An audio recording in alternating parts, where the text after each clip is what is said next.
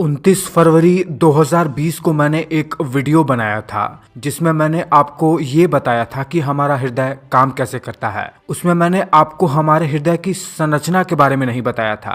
हृदय में कितने लेयर होते हैं, कौन कौन से स्ट्रक्चर किस चीज में इन्वॉल्व हैं, ये सब चीजें मैंने आपको उस वीडियो में नहीं बताया था। इसलिए आज इस वीडियो में हम ये जान लेते हैं कि हमारे हृदय की संरचना कैसे होती है, किन किन चीजों से मिलकर हमारा हृदय बना हुआ होता है और उनका रोल क्या होता है। देखिए, सबसे पहले जान लेते हैं अपने हृदय की लोकेशन को। ये है हमारा रिब केज यानी हमारी पसलियों की हड्डियां, और इसके बीच में ये है स्टर्नम। देखिए, हमारा हृदय इन्हीं पसलियों के हड्डियों के अंदर सुरक्षित रहता है। ठीक इसी स्टर्नम हड्डी के पीछे हल्का सा बाएं ओर फेफड़ों के बीच में और नीचे की ओर ये डायाफ्राम से लगा हुआ रहता है। मतलब जब हम सांस लेते हैं तो ये डायाफ्राम ऊपर नीचे होता है, जिसके वजह से हमारा हृदय भी थोड़ा बहुत ऊपर नीचे होता रहता है। और हमारा हृदय हमारे सीने के थोरैसिक कैविटी के अंदर ही पाए जाने वाले मीडियास्टिनम नाम की कैविटी के अंदर पाया जाता है। देखिए, हमारा हृदय 3 लेयर से मिलकर बना हुआ होता है। सबसे बाहरी वाले लेयर को कहते हैं पेरिकार्डियम,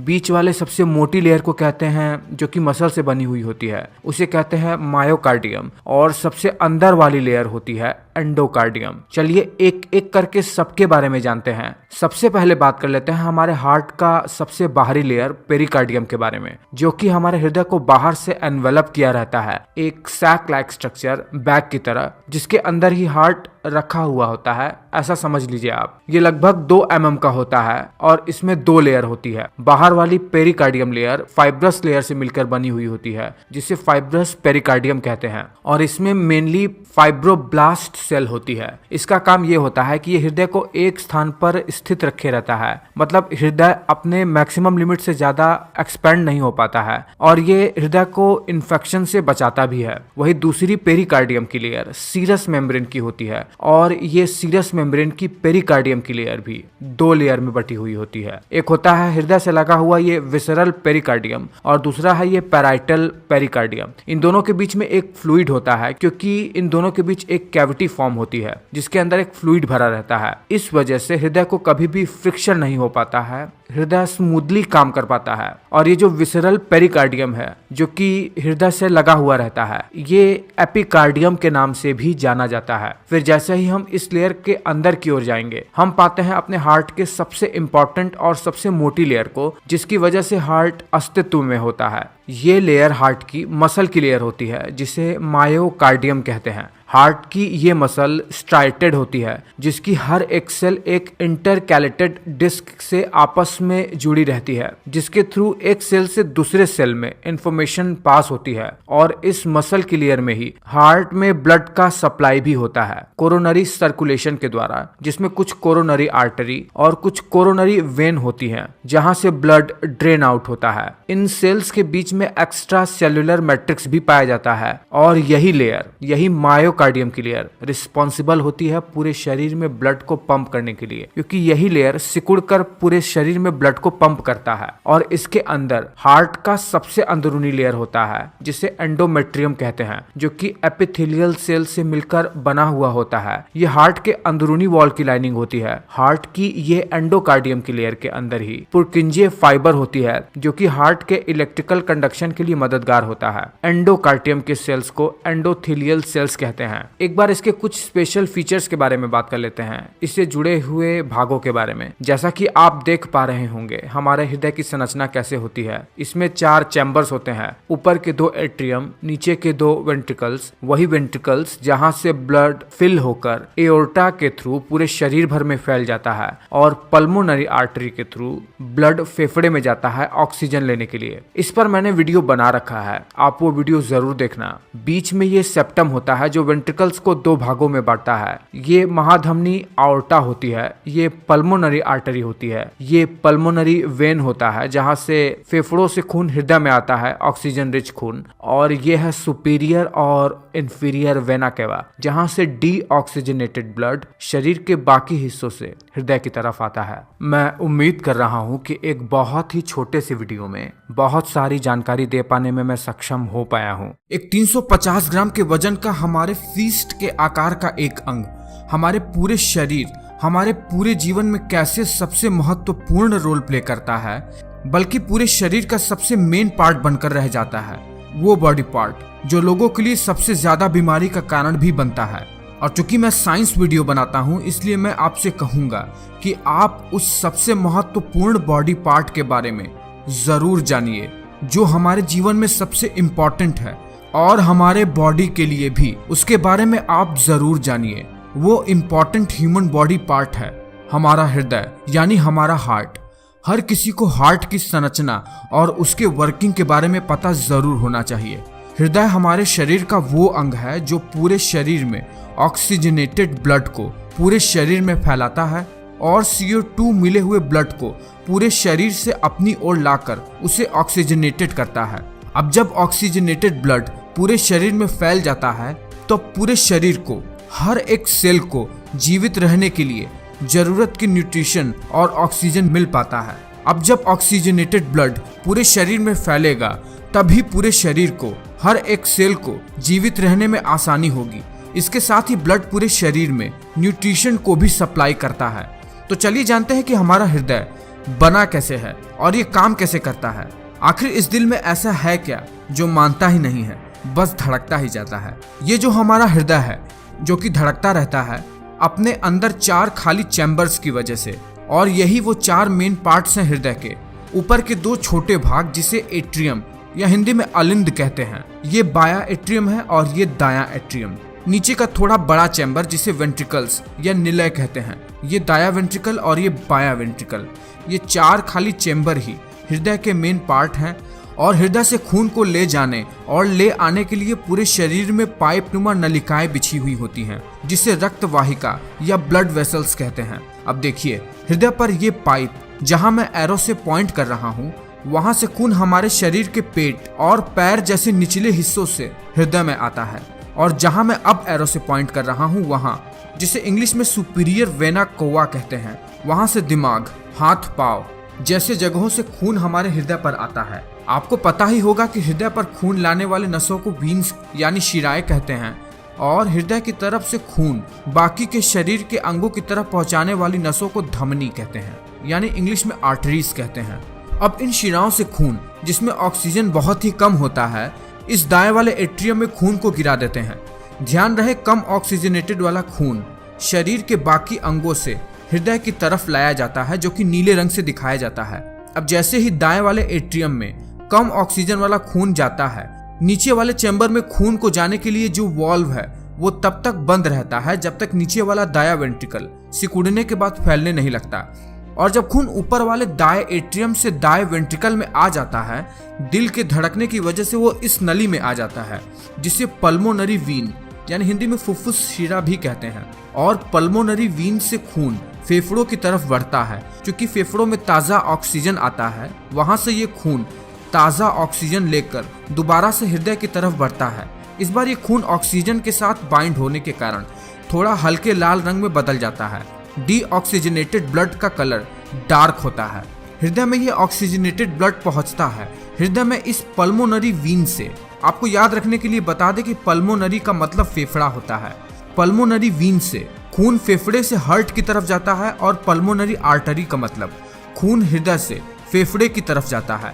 जैसे ही ऑक्सीजन से भरा हुआ खून हृदय की तरफ बढ़ता है, ये सबसे पहले बाय एट्रियम की तरफ गिरता है, और नीचे वाले वेंट्रिकल में तब तक नहीं गिरता जब तक वो फैल नहीं जाता।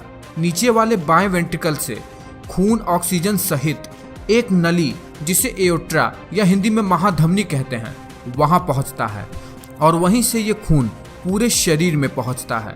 ये एओर्टा, जिसे महाधमनी कहते हैं, हमारे शरीर में खून को पहुंचाने का हाईवे होता है। एक बार इमेज में देख लीजिए इस महाधमनी को। एओर्टा से ही शरीर के सभी छोटी बड़ी नसें महाधमनी से जुड़ी रहती हैं, जो शरीर के हर एक सेल को ब्लड पहुंचाती हैं। वहां से ऑक्सीजन को ट्रांसपोर्ट करने के बाद फिर से ये ब्लड ऑक्सीजन लेने के लिए हार्ट के पास चला जाता है, और हृदय के ऊपर कुछ स्पेशल सेल होती हैं जो एक इलेक्ट्रिसिटी जनरेट करते हैं, जो व्यक्ति के हृदय को लगातार धड़कने में मदद करता है।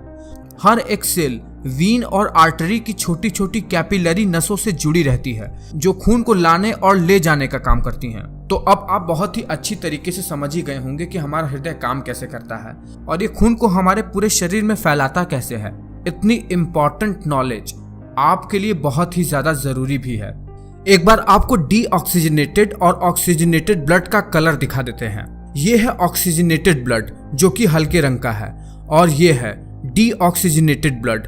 क्या आपको पता है कि हमारा हृदय बिना किसी सहायता के, मतलब बिना मस्तिष्क के हस्तक्षेप के, खुद से ही धड़कता रहता है। हाँ, हमारे ब्रेन से ही निकलने वाली 10वीं क्रेनियल नर्व, वेगस नर्व, हमारे हृदय की धड़कने की गति को रेगुलेट कर सकता है। मतलब दिल को धड़कने में ये तेजीपन या धीमापन ला सकता है, पर उसे जनरेट नहीं कर सकता है। इसीलिए तो हृदय हमारे शरीर का सबसे रहस्यमयी और सबसे ज्यादा इम्पोर्टेंट ऑर्गन है। अब आपके मन में तुरंत ही इस बात की जिज्ञासा जाग गई होगी कि हमारा हृदय आखिर अपने आप धड़कता कैसे है, जो पूरे शरीर को भी संचालित करता है ये। चलिए आज इस वीडियो में हम यही जानते हैं। पिछले वीडियो में मैंने आपको ये बताया था कि हमारा हृदय 3 लेयर्स से मिलकर बना हुआ होता है। बाहर का पेरिकार्डियम, बीच का मायोकार्डियम और सबसे अंदरूनी वाला भाग एंडोकार्डियम। बीच वाला मायोकार्डियम सबसे मोटी लेयर होती है और उसी से हृदय बना हुआ होता है। ये मसल की लेयर होती है। लेकिन क्या आप ये जानते हैं कि इसी मसल वाली लेयर में कुछ सेल्स ऐसी होती हैं जो कि स्पेशलाइज्ड सेल होती हैं। ये मॉडिफाइड कार्डियोमायोसाइट होती हैं जो कि हृदय में अपने आप ही इलेक्ट्रिक इम्पल्सेस जनरेट करती हैं, जिससे हृदय का कंडक्शन सिस्टम ऑटोमेटिकली ही ऑपरेट होता रहता है। हृदय को किसी की जरूरत नहीं है, बहुत ही स्पेशल किस्म की सेल होती हैं ये। तो चलिए इनके बारे में पूरी जानकारी लेते हैं। देखिए, हमारे हृदय में कंडक्शन सिस्टम के जो पार्ट्स हैं, यानी जो स्पेशल सेल्स की मैं बात कर रहा हूँ, उनसे जो स्ट्रक्चर फॉर्म हो रहे हैं, एक बार उनके बारे में जान लेते हैं। देखिए, हार्ट का सबसे इम्पोर्टेंट पार्ट जहाँ से इलेक्ट्रिक इम्पल्सेस जनरेट होती है वो है यहाँ से साइनोएट्रियल नोड, यानी ऐसे नोड से। ये साइनोएट्रियल नोड ही हमारे हृदय का पेसमेकर सेल कहलाती है। सबसे पहले यहीं से इलेक्ट्रिक इम्पल्सेस जनरेट होती हैं और इसी नोड से कुछ फाइबर्स निकले हुए होते हैं जो कि पूरे एट्रियम वाले रीजन पर जाकर फैल जाते हैं। ऊपर के जो 2 चैम्बर दिख रहे हैं इसे एट्रियम कहते हैं और इसी साइनोएट्रियल नोड से एक और फाइबर निकलता है जो कि जाता है इस एवी नोड की तरफ, जिसे एट्रियोवेंट्रिकुलर नोड कहते हैं। जब इलेक्ट्रिक इम्पल्सेस जनरेट होकर ऐसे नोड से एवी नोड पर आती है तो 0.1 सेकंड के लिए थोड़ा डिले हो जाती है, जिसके वजह से इलेक्ट्रिक इम्पल्सेस जनरेट होकर एट्रियम को कॉन्ट्रैक्ट कर सकें। देखिए, फिर इसी एवी नोड से कुछ फाइबर्स निकले हुए होते हैं जिसे बंडल ऑफ हिस कहते हैं। यही बंडल ऑफ हिस 2 लेफ्ट और राइट बंडल ब्रांच में विभक्त हो जाती है वेंट्रिकल्स के वॉल की तरफ, और फिर यही लेफ्ट और राइट बंडल ब्रांच से ही कुछ फाइबर्स निकलते हैं जिन्हें पुरकिंजे फाइबर्स कहते हैं। ये सभी चीजें जो मैंने आपको बताई हैं, यहीं से इलेक्ट्रिक इम्पल्सेस पूरे हार्ट में फैलती हैं, जिसके वजह से हार्ट कॉन्ट्रैक्ट हो पाता है, यानी धड़क पाता है। अब ये कैसे होता है यही हमें जानना है कि इलेक्ट्रिक इम्पल्सेस की शुरुआत ऐसे नोड यानी इस साइनोएट्रियल नोड में होती कैसे है। देखिए, ऐसे नोड स्ट्रक्चर के सेल मेम्ब्रेन के अंदर पॉजिटिव आयन की संख्या शुरुआत में कम होती है और इसके सेल मेम्ब्रेन के बाहर पॉजिटिव आयन की संख्या ज्यादा होती है। इसीलिए सेल के अंदर वोल्टेज नेगेटिव रहता है और शुरुआत में इस स्थिति को हमारे साइनोएट्रियल नोड का रेस्टिंग पोटेंशियल कहते हैं। इस समय जब सेल के अंदर ज्यादा पॉजिटिव आयंस नहीं है तो इस समय सेल के अंदर -60 मिलीवोल्ट का वोल्टेज होता है। देखिए क्या होता है, सेल के अंदर सोडियम आयंस प्रवेश करने लगते हैं सेल मेम्ब्रेन पर मौजूद सोडियम चैनल के थ्रू। जैसे ही सोडियम सेल के अंदर आता है, सेल के अंदर वोल्टेज अब थ्रेशोल्ड लेवल पर आ जाता है -40 मिलीवोल्ट पर। जैसे ही थ्रेशोल्ड लेवल पर वोल्टेज आता है, तुरंत ही सेल मेम्ब्रेन के कैल्शियम चैनल्स खुल जाते हैं और अब कैल्शियम आयंस का इन्फ्लक्स बहुत ही तेजी से सेल के अंदर होने लगता है, जिससे सेल अब पॉजिटिव वोल्टेज का हो जाता है लगभग 10 मिलीवोल्ट तक। इस तरीके से सेल के अंदर आयंस के इन्फ्लक्स को डीपोलराइजेशन कहते हैं। और जैसे ही सेल के अंदर पॉजिटिव वोल्टेज हुआ, पोटेशियम चैनल्स खुल जाते हैं और अब पोटेशियम सेल के बाहर जाकर दोबारा से सेल के अंदर नेगेटिव वोल्टेज बना देते हैं। इस प्रोसेस को रीपोलराइजेशन कहते हैं। इस तरीके से सेल के अंदर बाहर वोल्टेज आयंस के इनफ्लक्स और आउटफ्लक्स की वजह से साइनोएट्रियल नोड के अंदर एक एक्शन पोटेंशियल जनरेट होता है। ये सब अभी साइनोएट्रियल नोड यानी पेसमेकर सेल के अंदर ही हो रहा है। इसी सेल के अंदर मौजूद जो बाकी के कैल्शियम और सोडियम आयन बचे हुए थे, इस एक्शन पोटेंशियल के जनरेट होने के बाद वो अब बगल के इस नॉर्मल कॉन्ट्रैक्टाइल मायोकार्डियम सेल के अंदर ट्रांसफर हो जाते हैं। कहने का मतलब ये है कि साइनोएट्रियल नोड में इलेक्ट्रिक इंपल्सेस अलग तरीके से जनरेट होते हैं और ये जो नॉर्मल कॉन्ट्रैक्टाइल मायोकार्डियम सेल होते हैं, इनमें इलेक्ट्रिक इंपल्सेस अलग तरीके से जनरेट होते हैं। लेकिन इलेक्ट्रिक इंपल्सेस ऐसे नोड से ही आते हैं। इससे पहले जब ये बगल वाले एडजेसेंट सेल से सोडियम और कैल्शियम आयंस नहीं आए हुए थे, तो ये नॉर्मल मायोकार्डियम सेल का वोल्टेज -90 मिलीवोल्ट तक होता है। जैसे ही ये सोडियम और कैल्शियम आयंस अब इस पेसमेकर सेल से इस सेल में आते हैं, तो इन मायोकार्डियम सेल्स का वोल्टेज अब थ्रेशोल्ड लेवल पर पहुंच जाता है, यानी -70 मिलीवोल्ट पर। और जैसे ही सेल थ्रेशोल्ड लेवल पर पहुंचता है, सोडियम चैनल्स अब खुल जाते हैं। कई सारे सोडियम आयंस सेल मेम्ब्रेन के अंदर आ जाते हैं और एक शार्प राइज होता है सेल मेम्ब्रेन के वोल्टेज में, जो कि अब 0 मिलीवोल्ट तक पहुंच जाता है। और ठीक इसी समय स्लो कैल्शियम चैनल्स भी ओपन हो जाते हैं, जिससे कुछ कैल्शियम आयंस सेल मेम्ब्रेन के अंदर आकर सेल को पॉजिटिव वोल्टेज में ले आते हैं। देखिए, फिर जैसे ही मेम्ब्रेन में 0 वोल्टेज होता है,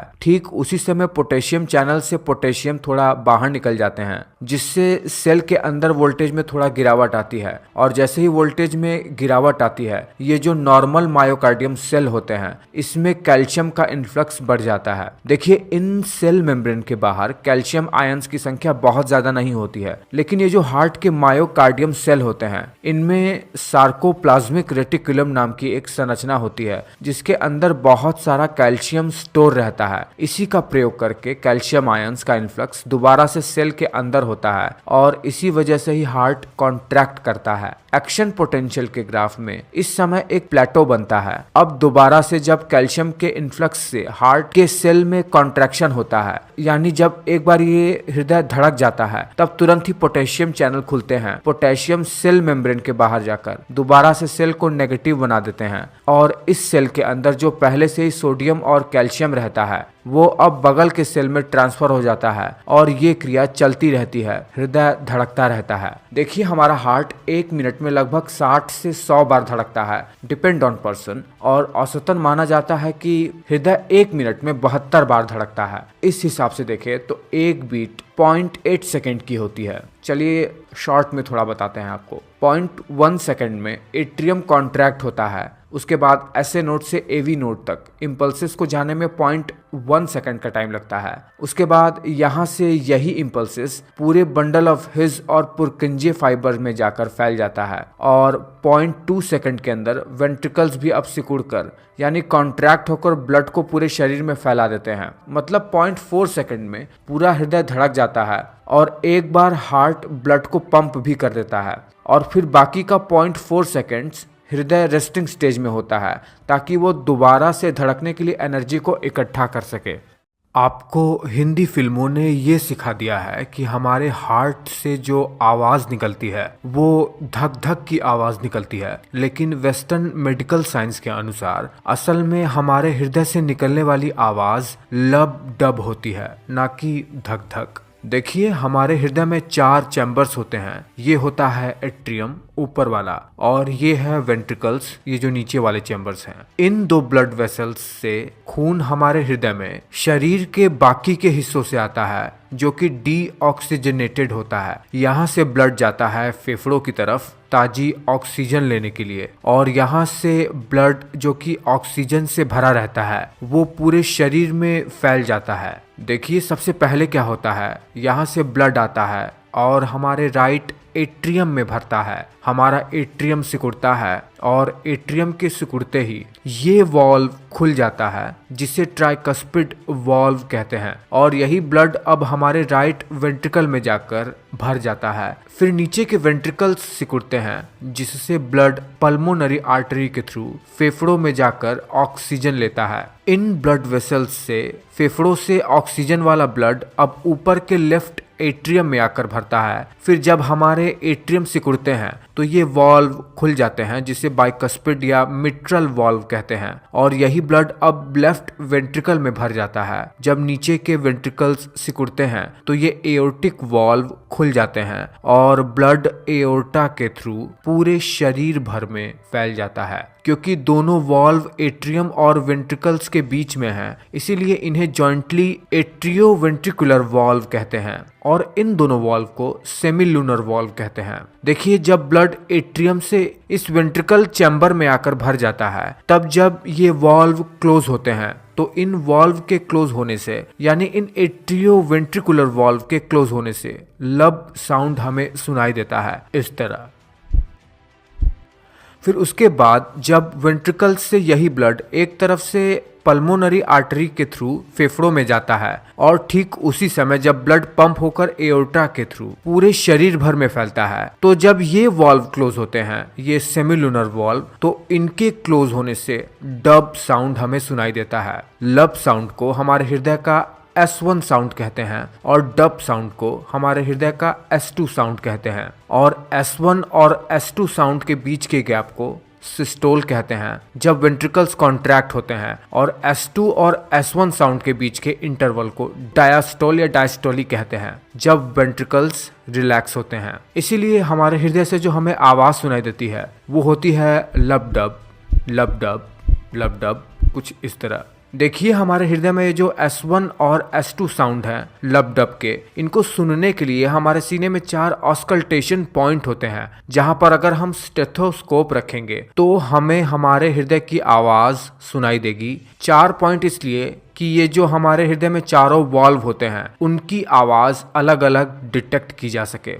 इस पॉइंट पर स्टेथोस्कोप रखने पर एओर्टिक एरिया की आवाज को सुना जा सकता है, यहाँ से पल्मोनरी एरिया का, यहाँ से मिट्रल यानी बाइकस्पिड वॉल्व और यहाँ से ट्राइकस्पिड वॉल्व की आवाज सुनी जा सकती है। पर आपको जानकर आश्चर्य होगा कि हमारे हृदय से जो आवाज निकलती है असल में केवल वो 2 आवाज ही नहीं होती है जो लबडब की आवाज हम सुनते हैं। दरअसल 2 और आवाज हमारे हृदय से निकलती है पर वो हमें सुनाई नहीं देती है। इन्हें स्पेशल फोनोकार्डियोग्राफी कंडीशन में ही सुना जा सकता है। देखिए, जब हमारे हृदय के वेंट्रिकल्स में बहुत ही तेजी से ब्लड भरता है तब भी हमारे हृदय से एक आवाज निकलती है जिसे हमारे हृदय का S3 साउंड कहते हैं। ठीक उसी तरह जब हमारा एट्रियम सिकुड़ता है तब भी हमारे हृदय से एक आवाज निकलती है जो कि इनऑडिबल होती है। इसे केवल और केवल फोनोकार्डियोग्राफी से ही सुना जा सकता है। इसे हार्ट का S4 साउंड कहते हैं। तो हमारे हृदय से टोटल कितनी साउंड निकलती है? 4 आवाज। देखिए, जब कुछ ऐसे पैथोलॉजिकल कंडीशन आ जाते हैं हमारे हार्ट में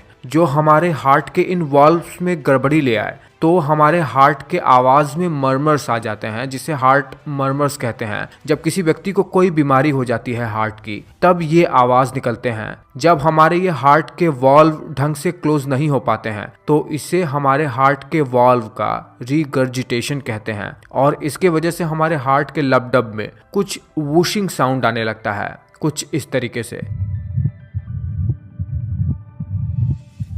ठीक उसी तरह जब वॉल्व ढंग से ओपन नहीं हो पाते हैं तो भी हमारे हार्ट से मरमर साउंड निकलती रहती है। हार्ट के वॉल्व का ढंग से ओपन नहीं हो पाने को स्टेनोसिस कहते हैं और इसके वजह से भी हमारे हार्ट में मरमर साउंड निकलने लगते हैं।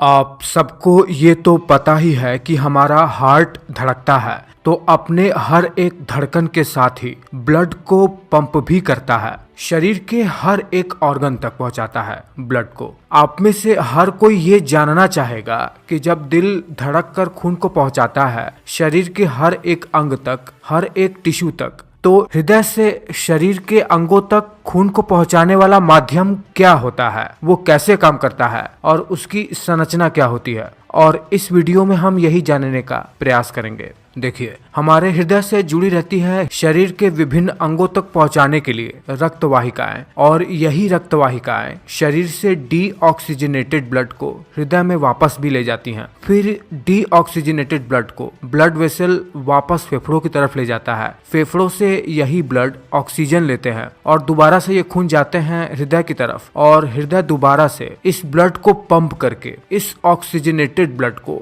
शरीर के हर एक अंग तक पहुंचाता है। इसीलिए तो हार्ट बहुत ज्यादा इंपॉर्टेंट है हमारे शरीर के लिए। देखिए, शरीर में फैली हुई ये रक्त वाहिकाएं 3 प्रकार की होती हैं, मतलब इन्हें हम 3 तरीके से पढ़ सकते हैं समझने के लिए। एक होता है आर्टरी, जिसे हिंदी में धमनी कहते हैं, दूसरा होता है कैपिलरी, और तीसरा होता है वेन्स, जिसे हिंदी में शिरा कहते हैं। देखिए, सबसे पहले जान लेते हैं कि इस हार्ट से खून को शरीर के बाकी अंगों तक ले जाने वाले आर्टरी का विस्तार कैसे हुआ है। देखिए, हृदय से लगा हुआ ऊपर की ओर ये जो बड़ी सी पाइप आप देख रहे हैं, इसे कहते हैं आओर्टा। ये हमारे शरीर में ब्लड को पहुंचाने के लिए सबसे बड़ी रक्तवाहिका है। इसे आप हमारे शरीर का नेशनल हाईवे समझिए। ये सबसे मोटी रक्तवाहिका होती है, जो कि ऊपर की ओर लगभग 3 सेंटीमीटर तक डायामीटर में होती है, और नीचे आते आते एब्डोमेन में ये 1.8 सेंटीमीटर तक हो जाती है। देखिए, जब हृदय से ब्लड पंप होता है तो शुरुआत में ये बहुत ही हाई प्रेशर से आयोर्टा में आता है। इसीलिए जो आयोर्टा होता है, जो कि सबसे बड़ी आर्टरी होती है, उसकी दीवार कंपैरेटिवली ज्यादा मोटी होती है, जो ब्लड के तेजी से आ रहे प्रेशर को झेल सके। और जैसा कि आप देख पा रहे होंगे, इसी आयोर्टा से किडनी भी जुड़ा रहता है, और ये आयोर्टा से 2 आर्टरी निकल रही है, 2 पैर की तरफ और 2 हाथों की तरफ, और यही हाथों से जुड़ी हुई आर्टरी ब्रेन को चली जा रही है।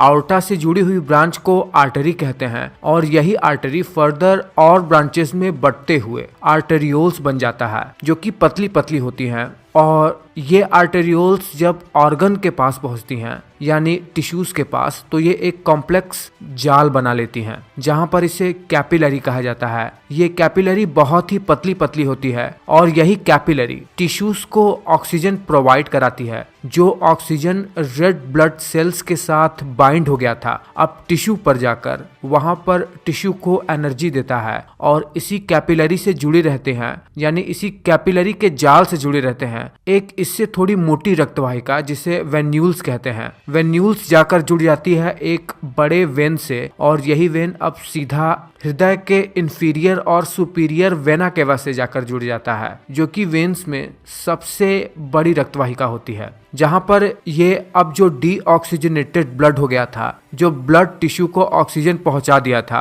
और जिसमें अब ऑक्सीजन की कमी थी, वह दोबारा से हृदय पर पहुंच जाता है। हृदय से दोबारा फेफड़े पर ऑक्सीजन लेता है, फिर हृदय पर आता है, और फिर हृदय पंप करके दोबारा से ऑक्सीजनेटेड ब्लड को शरीर तक पहुंचाता है। चलिए, आप इतना तो समझ गए होंगे, अब आपको थोड़ा इसके एनाटॉमी भी पढ़ा देते हैं। ये बता देते हैं कि इसकी संरचना होती कैसे है। देखिए, ब्लड वेसल्स मेनली 3 लेयर से मिलकर बनी हुई होती है। ब्लड वेसल की बाहरी लेयर को कहा जाता है ट्यूनिका एक्सटर्ना, जो कि कनेक्टिव टिश्यू और इलास्टिक टिश्यू से मिलकर बनी हुई होती है। इसके बीच वाले लेयर को ट्यूनिका मीडिया कहते हैं, जो कि स्मूथ मसल और इलास्टिक फाइबर से बना होता है। इसी की वजह से ब्लड वेसल्स डायलेट और कॉन्स्ट्रिक्ट होती हैं। और इसके सबसे अंदरूनी वाले लेयर को ट्यूनिका इंटीमा कहते हैं, जो कि एपिथेलियल सेल से मिलकर बनी हुई होती है। पर ध्यान रहे, कैपिलरी केवल एक लेयर से मिलकर बनी हुई होती है, जो कि ट्यूनिका इंटीमा होती है। एपिथेलियल सेल्स से मिलकर बनी हुई लेयर,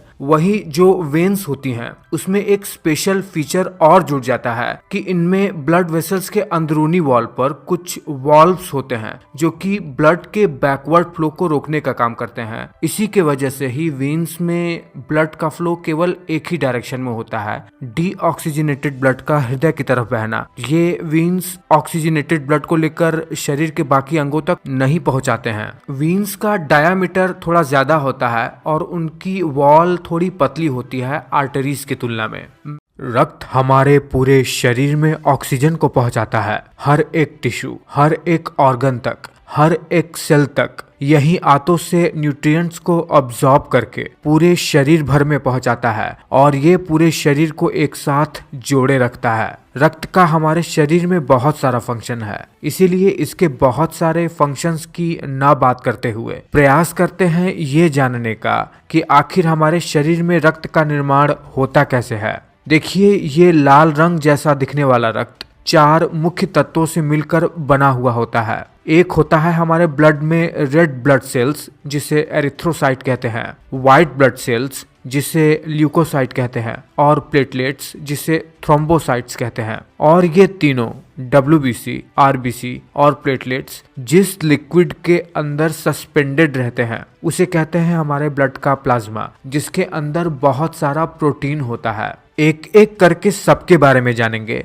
लेकिन सबसे पहले आपको ये बताते चलें कि जब आप कभी किसी ब्लड सैंपल को एक ट्यूब में रखकर उसे सेंट्रीफ्यूगेशन प्रोसेस से होकर गुजारेंगे तो हमारे ब्लड का RBC ट्यूब में नीचे की ओर बैठ जाता है और इसके बीच वाले पार्ट में WBC और प्लेटलेट्स आकर इकट्ठा हो जाते हैं। और सबसे ऊपर ये जो हल्के पीले रंग का लिक्विड हमें दिख रहा है, यही होता है हमारे ब्लड का प्लाज्मा, जिसमें बहुत सारे प्रोटीन होते हैं। चलिए आपको सबसे पहले ये बता देते हैं कि हमारे ब्लड में इस प्लाज्मा का निर्माण कैसे होता है। हमारे ब्लड प्लाज्मा में 90% वाटर होता है यानी H2O और 10% में ये आयंस, गैसेस, हार्मोन्स और सबसे ज़रूरी प्रोटीन्स वगैरह होते हैं, जिसमें से 9% तो केवल प्रोटीन ही होता है इसमें। और ब्लड प्लाज्मा में पाए जाने वाले प्रोटीन को 3 भागों में विभाजित कर दिया गया है। एक होता है एल्ब्यूमिन, जिसका निर्माण हमारे लिवर में होता है और ये हमारे ब्लड में रिलीज होने वाले हार्मोन और विटामिन जैसे चीजों को कैरी करने का काम करता है।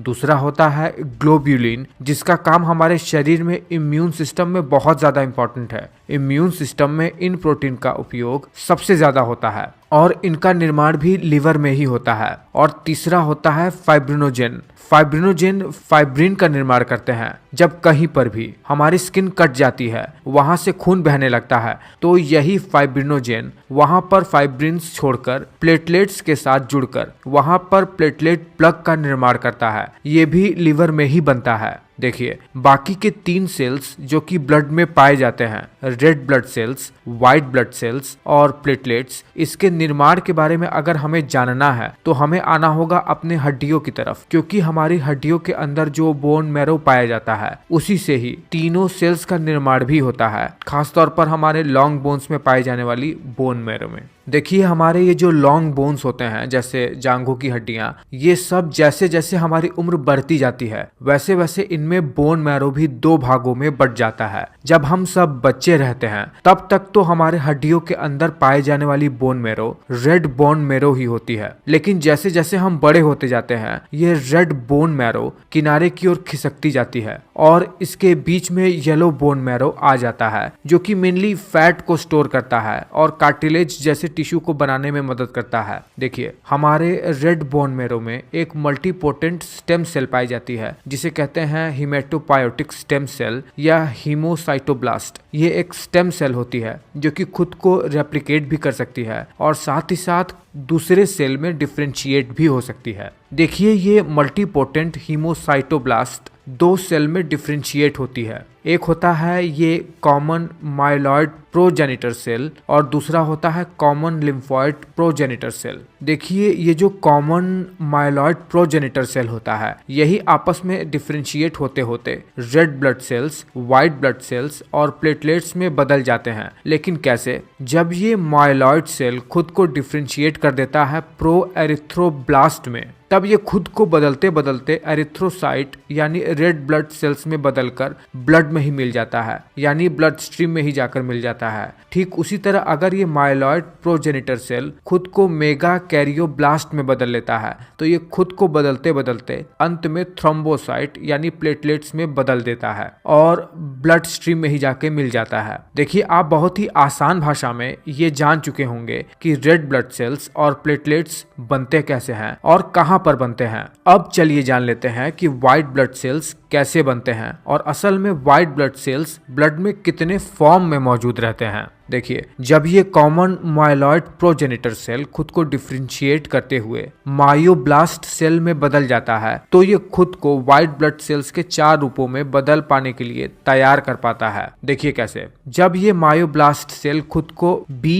प्रो मायोब्लास्ट में बदलता है तब ये खुद को बेजोफिल्स में बदल पाता है, जो कि व्हाइट ब्लड सेल्स का ही एक प्रकार है। बेजोफिल का काम क्या होता है? ये मेनली शरीर में एलर्जेंस को रिलीज करता है जैसे हिस्टामिन, और कुछ अर्ली कैंसर सेल्स को और पैरासाइट, फंगी जैसे पैथोजेंस को डिस्ट्रॉय करता है। देखिए, फिर जब यही मायोब्लास्ट सेल खुद को एन प्रो मायोब्लास्ट सेल में डेवलप कर लेता है तब यही सेल खुद को बदलते बदलते इन सभी प्रोसेस से होते हुए न्यूट्रोफिल में बदल पाता है, जो कि व्हाइट ब्लड सेल्स का ही एक प्रकार होता है। ये किसी भी बाहरी पैथोजन को डिटेक्ट करके उन्हें या तो मार देता है या तो उन्हें डिसेबल कर देता है। देखिए, फिर यही मायोब्लास्ट सेल खुद को ई प्रो मायोब्लास्ट सेल में डेवलप कर लेता है, यानी डिफरेंशिएट कर लेता है, और खुद में विकास करते करते ये इओजिनोफिल्स में बदल जाता है, जो कि व्हाइट ब्लड सेल्स का तीसरा प्रकार है। ये इन्फेक्शन वाले रीजन में इन्फ्लेमेशन पैदा करता है। और व्हाइट ब्लड सेल का चौथा प्रकार मोनोसाइट तब बनता है जब यही मायोब्लास्ट सेल मोनोब्लास्ट में बदल जाता है और टिश्यूज में पहुंचते ही ये मोनोसाइट मैक्रोफेजेस और डेंड्रिटिक सेल में बदल जाता है। Monocyte other white blood cells को हेल्प करता है डैमेज्ड और डेड सेल को खत्म करने के लिए या किसी भी कैंसर सेल को हटाने के लिए। वही जब ये मैक्रोफेज में बदल जाता है तो ये किसी भी बैक्टीरिया या वायरस को एनगल्फ करने का काम करता है, उन्हें डिस्ट्रॉय करने का काम करता है। और डेंड्रिटिक सेल का काम बहुत ज्यादा इंपॉर्टेंट होता है। ये किसी बहुत ही खतरनाक वायरस या बैक्टीरिया से एंटीजन को डिटेक्ट करके उसी के अनुसार टी लिम्फोसाइट और बी लिम्फोसाइट का निर्माण करवाने में मदद करता है। उसके बाद आ जाता है हमारे रेड बोन मैरो में पाए जाने वाले हीमोसाइटोब्लास्ट के दूसरे प्रोजेनिटर सेल, जिसे कहते हैं कॉमन लिम्फोइड प्रोजेनिटर सेल। ये खुद को पहले बदलता है लिम्फोब्लास्ट सेल में, उसके बाद ये खुद में फर्दर चेंजेस लाते हुए टी लिम्फोसाइट और बी लिम्फोसाइट में खुद को कन्वर्ट कर लेता है, जो कि हमारे अडेप्टिव इम्यूनिटी सिस्टम के लिए बहुत ही ज्यादा इंपॉर्टेंट है, बहुत ही ज्यादा। इन्हीं टी लिम्फोसाइट और बी लिम्फोसाइट का मैच्योरेशन हमारी बॉडी के अलग अलग टिश्यूज में भी होता है। देखिए, हमारे शरीर के लॉन्ग बोन्स में पाए जाने वाले रेड बोन मैरो से बनने वाले इन ब्लड सेल्स के प्रोसेस को हेमेटोपायोसिस कहा जाता है। और ये सभी सेल जो इस प्रोसेस में बनते हैं ये हमारे शरीर में पाए जाने वाले विभिन्न ब्लड वेसल्स के थ्रू ब्लड में जाकर ही मिल जाते हैं। और शरीर की जरूरत के अनुसार इन सेल के फॉर्मेशन में रेगुलेशन भी होता है, जो कि शरीर खुद ही अपने एनवायरनमेंट के अनुसार करता है। जैसा कि मैंने आपको अपने पिछले के कई वीडियो में ये बता रखा है कि हमारा हृदय काम कैसे करता है। जब नीचे के ये वेंट्रिकल्स सिकुड़ते हैं तो इस एओर्टा से ब्लड पूरे शरीर में पंप होकर शरीर भर में फैल जाता है। और जब हृदय से ब्लड पंप होकर पूरे शरीर भर में फैलता है तो दरअसल यही पंप हुआ ब्लड हमारे एओर्टा और बाकी के ब्लड वेसल्स के वॉल पर एक प्रेशर भी लगाता है, एक फोर्स, जिसकी वजह से ब्लड वेसल्स की वॉल पर थोड़ा दबाव पड़ता है। इसे ही कहते हैं हमारे ब्लड वेसल्स का ब्लड प्रेशर। देखिए, जब हमारा हृदय धड़कता है यानी जब हमारा हृदय सिकुड़ता है तो इसे मेडिकल की भाषा में हमारे हृदय का सिस्टोल कहते हैं। हमारा ऊपर का ये चैम्बर होता है एट्रियम। जब ये सिकुड़ता है तो इसे एट्रियम सिस्टोल कहते हैं। और जब नीचे का ये वेंट्रिकल सिकुड़ता है तो इसे वेंट्रिकल सिस्टोल कहते हैं। जब नीचे का ये वेंट्रिकल रिलैक्स हो जाता है, जब इसमें खून भर जाता है और ये भरा हुआ वेंट्रिकल सिकुड़कर पंप होने के लिए तैयार हो जाता है, तब इस तरीके से वेंट्रिकल के रिलैक्स होने को डायस्टोल कहते हैं। देखिए, जब नीचे का ये वेंट्रिकल सिकुड़कर एओर्टा में ब्लड भरता है यानी वेंट्रिकल सिस्टोल, तो ये एओर्टा के वॉल पर एक प्रेशर भी जनरेट करता है, जिसे हमारे ब्लड वेसल का सिस्टोलिक ब्लड प्रेशर भी कहते हैं। और ये जो सिस्टोलिक ब्लड प्रेशर होता है ये नॉर्मली 120 mmHg जितना होता है। 120 से 140 तक बढ़े सिस्टोलिक प्रेशर को एलिवेटेड ब्लड प्रेशर कहते हैं और 140 से ज्यादा सिस्टोलिक ब्लड प्रेशर को हाइपरटेंशन कहते हैं। ठीक उसी तरह जब हमारा वेंट्रिकल रिलैक्स होता है और रिलैक्स होकर अपने अंदर ब्लड भर लेता है, तब इसे हमारे वेंट्रिकल का डायस्टोल कहते हैं। और यही डायस्टोल धीरे धीरे ब्लड प्रेशर में कमी लाता है और यही lower blood pressure normally 90 mmHg जितना होता है, 90 से नीचे या इससे ऊपर होने पर ब्लड प्रेशर में अनियमितता देखी जाती है। इसे हमारे ब्लड प्रेशर का डायस्टोलिक ब्लड प्रेशर कहते हैं। 120 से ज़्यादा डायस्टोलिक ब्लड प्रेशर एक इमरजेंसी होती है। ब्लड प्रेशर को नापने वाले मशीन को स्फिग्मोमैनोमीटर कहते हैं। कुछ इस तरीके से दिखाई देता है ये। और हमारे शरीर में ये ब्लड प्रेशर का रेगुलेशन दो प्रकार से होता है। एक है शॉर्ट टर्म रेगुलेशन और दूसरा है लॉन्ग टर्म रेगुलेशन। देखिए, सबसे पहले बात कर लेते हैं शॉर्ट टर्म रेगुलेशन की। शॉर्ट टर्म रेगुलेशन क्या होता है? दो रिसेप्टर्स हमारे ब्लड प्रेशर के उच्चता या निम्नता को कंट्रोल करते हैं। ये सेंसरी रिसेप्टर होते हैं। एक होता है बैरो रिसेप्टर और दूसरा होता है कीमो रिसेप्टर। देखिए, सबसे पहले बैरो रिसेप्टर्स की बात कर लेते हैं। ये बैरो रिसेप्टर, जैसा कि इसका नाम है, बैरो मतलब प्रेशर होता है। ये हमारे हृदय से निकलने वाली एओर्टा, जहां से पूरे शरीर भर में रक्त फैलता है, ठीक उसके आर्च पर मौजूद होता है। और यहाँ पर कैरोटिड साइनस पर, इस जगह को कैरोटिड साइनस कहते हैं, वहां पर भी ये बैरो रिसेप्टर्स मौजूद होते हैं। ये क्या करते हैं? ये हमारे ब्लड वेसल्स में बह रहे खून के प्रेशर को डिटेक्ट करते हैं। अगर प्रेशर बहुत ज्यादा होता है तो ये सिग्नल भेज देते हैं हमारे ब्रेन के मेडुला में मौजूद कार्डियोवैस्कुलर सेंटर को, जो कि एक्टिवेट होकर हमारे शरीर में पैरासिम्पैथेटिक नर्वस सिस्टम को ऑन करके ब्लड प्रेशर को नीचे ले आता है। और जब ये डिटेक्ट करता है कि ब्लड प्रेशर बहुत कम हो गया है तो सिंपैथेटिक नर्वस सिस्टम को ऑन करके ब्लड प्रेशर को दोबारा से नॉर्मल ले आता है। ठीक उसी तरह दूसरा रिसेप्टर जो शॉर्ट टर्म ब्लड प्रेशर को रेगुलेट करता है वो होता है कीमो रिसेप्टर। जैसा कि इसका नाम है कीमो। कीमो का मतलब केमिकल से है। ये हमारे ब्लड में पीएच, ऑक्सीजन और कार्बन डाइऑक्साइड की मात्रा को डिटेक्ट करके ब्लड प्रेशर को रेगुलेट करता है। जब ये देखता है कि ब्लड में कार्बन डाइऑक्साइड की मात्रा बढ़ गई है, यानी कार्बन डाइऑक्साइड का प्रेशर बहुत बढ़ गया है ब्लड में, तो ये पैरासिम्पैथेटिक नर्वस सिस्टम को ऑन करके ब्लड प्रेशर को रेगुलेट करता है। और long term blood pressure regulation में आता है RAAS सिस्टम, यानी रेनिन एंजियोटेंसिन एल्डोस्टेरॉन सिस्टम, जिसमें शामिल होता है हमारा लिवर, किडनी और हमारा ब्रेन, मेनली हाइपोथैलेमस। चलिए जानते हैं कैसे। देखिए, जब हम पर्याप्त मात्रा में पानी पी लेते हैं, हमारे ब्लड में पानी की मात्रा बहुत ज़्यादा बढ़ जाती है, मतलब ब्लड का वॉल्यूम बढ़ जाता है। तो जैसे ही ब्लड हमारे एट्रियम में आता है, एट्रियम में कुछ लो प्रेशर रिसेप्टर्स होते हैं जो इस प्रेशर को सेंस करके ये सिग्नल भेजते हैं किडनी को। किडनी का एड्रिनल कॉर्टेक्स रेनिन नाम के एक एंजाइम को रिलीज करता है, जो कि लीवर में बन रहे एंजियोटेंसिनोजन को कन्वर्ट कर देता है एंजियोटेंसिन 1 में। फिर यही एड्रिनल कॉर्टेक्स और हमारे फेफड़ों से एक और एंजाइम निकलता है ACE, जो कि इसे एंजियोटेंसिन 2 में कन्वर्ट कर देता है। अब यही एंजियोटेंसिन 2 जाकर स्टिमुलेट कर देता है किडनी को, यानी किडनी के ऊपर इस एड्रिनल कॉर्टेक्स को, जो एल्डोस्टेरॉन हार्मोन रिलीज करता है। इसके अलावा यही एंजियोटेंसिन 2 हाइपोथैलेमस को स्टिमुलेट कर देता है एंटी डायरेटिक हार्मोन यानी वैसोप्रेसिन हार्मोन रिलीज करने को। एल्डोस्टेरॉन हमारे शरीर में सोडियम और वाटर के रिटेंशन को बढ़ाता है, वही वैसोप्रेसिन हार्मोन शरीर में वाटर को ऑब्जॉर्ब करने का काम करता है। इस कारण से शरीर में ब्लड प्रेशर तो इंक्रीज हो जाता है, और जब इसी को लोअर करना होता है तो ब्लड का फिल्ट्रेशन जो कि किडनी में होता है, ग्लोमेरुलर फिल्ट्रेशन, उसे ये बढ़ा देते हैं, जिससे ब्लड का वॉल्यूम घट जाता है और दोबारा से ब्लड प्रेशर नॉर्मल हो जाता है। इसके अलावा यही एंजियोटेंसिन 2 ब्लड वेसल्स को कॉन्स्ट्रिक्ट भी करता है और सिंपैथेटिक नर्वस सिस्टम को ऑन भी कर देता है, जिसके वजह से हमारा ब्लड प्रेशर नॉर्मल हो जाता है, लोअर है तो।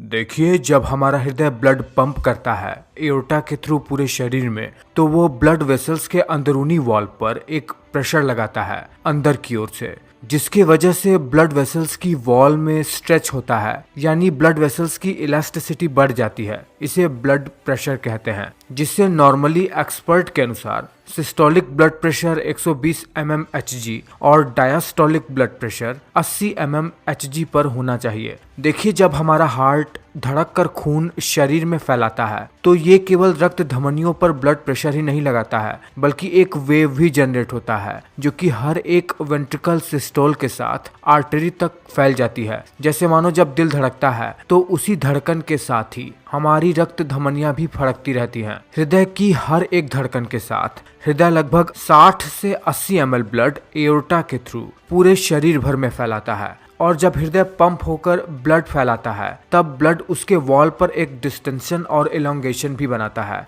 जो कि एक वेव के फॉर्म में पूरे ब्लड वेसल्स में फैल जाती हैं। ब्लड के फोर्स के साथ निकलने से ये वेव जनरेट होती है और हर एक बड़ी आर्टरी पर जाकर ये डिटेक्टेबल हो जाती है। देखिए, भारत में आपने कई ऐसे आयुर्वेदाचार्य और डॉक्टर को देखा होगा जो आपके हाथ को पकड़कर आपका नब्ज देखते हैं और ये बताते हैं कि आपको कोई बीमारी है या नहीं है। असल में वो यही वेव ही देखते हैं जिसे पल्स कहते हैं या हमारा हार्ट रेट कहते हैं। देखिए, ये जो पल्स रेट होती है यानी हार्ट रेट, वो केवल हमारे कलाई के आर्टरी पर ही नहीं देखी जाती है बल्कि इस इमेज में जहां जहां आप देख पा रहे हो उन सभी जगहों पर उंगली रखकर आप अपने पल्स रेट यानी हार्ट रेट को देख सकते हैं। इसके लिए आपको इन आर्टरीज पर उंगली रखकर 1 मिनट तक इन पल्सेस को गिनना है, यानी इन पल्सेस की संख्या को गिनकर आप अपने पल्स रेट को जान सकते हैं। आप अपने पल्स रेट को जान सकते हैं कि आपका हार्ट 1 मिनट में कितनी बार धड़कता है। जब ये दिल की धड़कनें 100 से ज्यादा बार हो जाती है तो इसे टैकीकार्डिया कहते हैं और जब 60 से नीचे हो जाती है तो इसे ब्रैडीकार्डिया के नाम से जाना जाता है। देखिए, ये जो हमारे दिल की धड़कन है इसका रेगुलेशन कैसे होता है, यानी दिल की धड़कन कब तेजी से धड़कने लगती है और कब धीमे धीमे ये धड़कती है,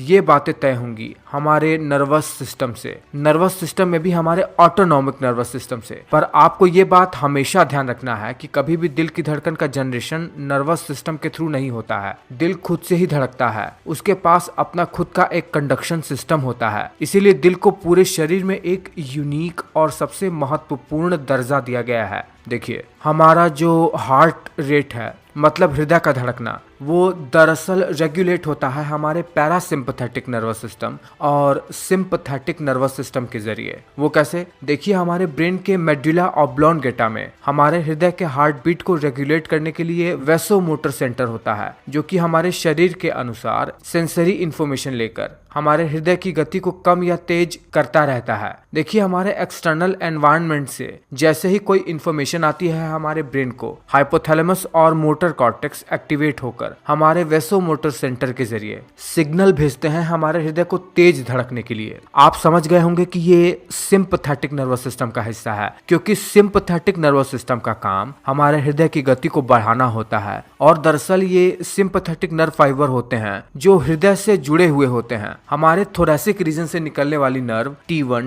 T2, T3, T4 जैसी नर्व होती हैं जो कि इन इम्पल्सेस को हृदय तक पहुंचाती हैं और ये हृदय की धड़कन को बढ़ा देता है। दरअसल ये ब्लड वेसल्स को कॉन्स्ट्रिक्ट करके हृदय की गति को बढ़ा देते हैं। देखिए, हमारे एओर्टिक आर्च में और कैरोटिड साइनस में बैरो रिसेप्टर होते हैं और कीमो रिसेप्टर होते हैं जो ब्लड प्रेशर के चेंज होने पर और ब्लड में केमिकल इम्बैलेंस को सेंस करके ये इंफॉर्मेशन भेजते हैं वैसोमोटर सेंटर को और ये वैसोमोटर सेंटर वेगस नर्व के थ्रू हमारे ब्लड वेसल्स को सिग्नल भेजता है डायलेट होने को, जिससे हमारे हृदय को कम मेहनत लगती है ब्लड को पूरे शरीर में पहुंचाने के लिए और हार्ट बीट कम हो जाती है। ये पैरासिम्पथेटिक नर्वस सिस्टम का हिस्सा होता है। इसके अलावा जब हमारे राइट एट्रियम में वीनस रिटर्न यानी जो डीऑक्सीजनेटेड ब्लड है वो बहुत ज्यादा हो जाता है तो भी हृदय को तेजी से धड़कना पड़ता है। इसीलिए इस स्थिति में सिंपथेटिक नर्वस सिस्टम हमारे ब्लड वेसल्स को कॉन्स्ट्रिक्ट कर देता है जिससे ब्लड पूरे शरीर भर में फैल सके, हमारे राइट एट्रियम में आने वाले वीनस रिटर्न को बैलेंस किया जा सके। उम्मीद करता हूँ ये वीडियो आपको जरूर पसंद आया होगा।